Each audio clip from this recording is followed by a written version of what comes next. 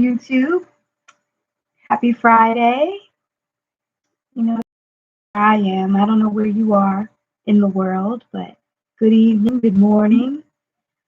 I just wanted to chime in. I've been on here every night now. I'm 11 days in, I believe now. I really wanted to follow up with, reading from the Esther and Jerry Hicks Law of Attraction card deck. Upside down. Money and the Law of Attraction cards. And I really love it because, they provide just a little different perspective every day. So today's card states, I can deliberately choose to feel better now. That's huge, okay? It says, not only does the thought you are choosing right now attract the next thought and the next, and so on, it also provides the basis of your alignment with your inner being. As you consistently and deliberately think and speak more of what you do want and less of what you do not want, you will find yourself more often in alignment with the pure positive essence of your own source. And under those conditions, your life will extremely be pleasing to you. Happiness is a choice. It really is. And, I just had a really blessed day. Every Friday I get on a call with other therapists and we share our thoughts and our struggles and, if we're feeling burnt out or overwhelmed or if we have tough cases that we don't know what to do with. And it's really just a great support group. And in that meeting, they brought up the work of I believe she's a therapist as well, but her name is Byron Katie. And if you go to her site, thework.com, she really describes her work that she did working in residential and homeless shelters and work with people. So I really wanted to kind of bring forth some of these questions because it ties into, I can deliberately choose to feel better now. Okay. So do you have anyone in your life that you just can't get over? Like you can't forgive them. Whenever you hear their name, you automatically get irritated. You just feel it well up from the core of your essence that, oh, I just can't stand how I feel when I think about this person, right? So these questions are really great. For one, it says, in this situation, who angers, confuses, hurts, saddens, or disappoints you and why? Download on her website. So definitely check her out. She has a book too that's free on there. So she gives away a lot of great tools and things. But the question you need to ask yourself, am I angry with Paul because he lied to me? That's the example given, And then it says, in this situation, how do you want him or her to change? What do you want him or her to do? And that's big. Like I hear that all the time. If this person would just do this, if I could get this person to understand me, if I could get this person to listen to me, my life would be better, right? So it states, I want Paul to see that he is wrong. I want him to stop lying to me, right? The next question is, in this situation, what advice would you offer him or her? He or she shouldn't, right? He should do this. He must do this. He ought to do this. He shouldn't do this. He should do that. He should take a deep breath, right? So that's what you would want them to do.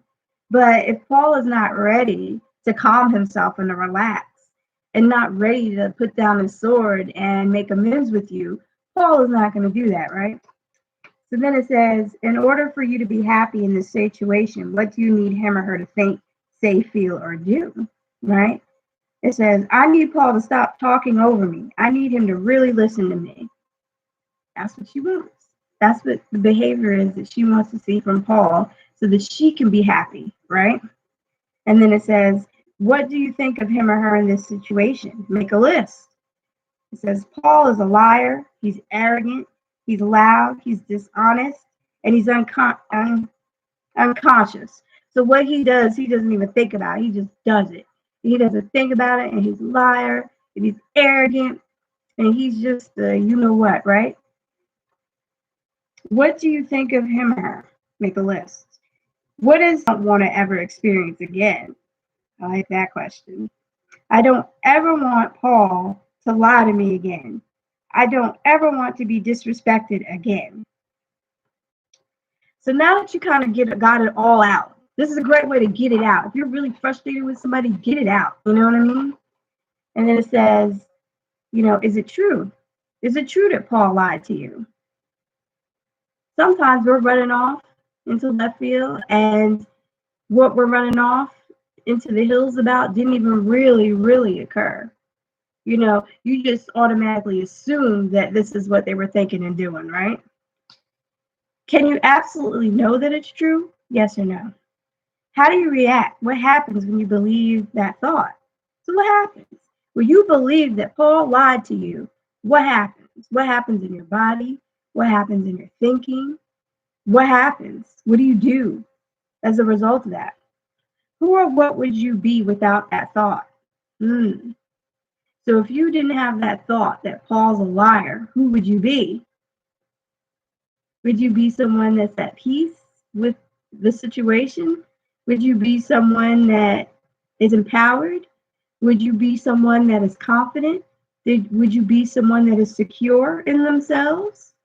Would you be someone that knows from their core and from their gut that regardless of what this person does, I know my truth and I can deliberately choose how I feel right now? And then that's kind of how you encounter a situation like this.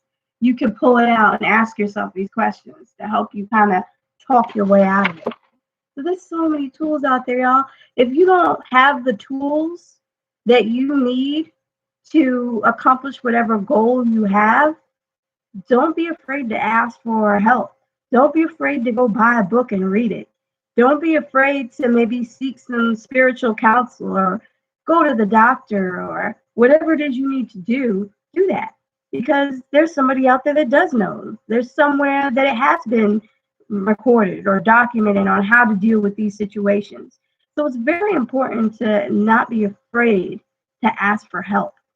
That's the number one thing that leads to people committing suicide or even relapsing on drugs, is that they don't ask for help. They don't say, you know what, I'm not feeling well right now. I'm not at my best right now. I feel alone. I feel hopeless. I feel like there's no other option. I feel like I want the pain to stop. And in order for me to do that, I'm going to go hurt myself, or I'm going to go drink this or take this pill, and there's support out there. Even if you don't know how to do it, it's okay. Like, humble yourself and say, you know what, I don't know everything, and that's okay. It's okay that I don't know anything, but I'm going to find someone that resonates with me. I'm going to find someone that I can align with so that I can learn whatever I need to learn so that I don't cope with this situation this way again. All right, y'all. So, you could deliberately choose to feel better right now. And, I go around in circles with some of my clients, especially when they first begin treatment. And, you could feel better right now. It's your choice. You could choose to continue to beat that drum of negativity and despair, or you could choose to be courageous and make new choices and learn new skills. It's as simple as that. And it's unfortunate that our society doesn't teach us that, because if that was embedded in us at a very early age, we wouldn't have so many chronic issues throughout our adult lives. All right, y'all, I love you. Happy Friday. If you have any questions, let me know. Reach out, comment, subscribe, like, watch my other videos on here. I'll be posting some more uploaded videos as well.